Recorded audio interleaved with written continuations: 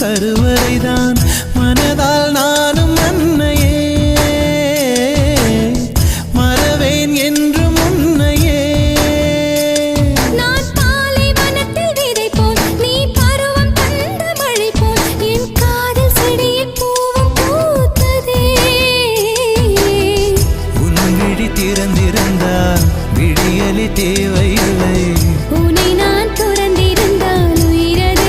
சொந்தமில்லை இத்தனையும் இனி கிடைக்குமா கிடைக்கும் கிடைக்கும் நான் கூட சொல்கிறேன் அழகே பிரம்மனிடம் மனு கொடுக்க போயிருந்தேன்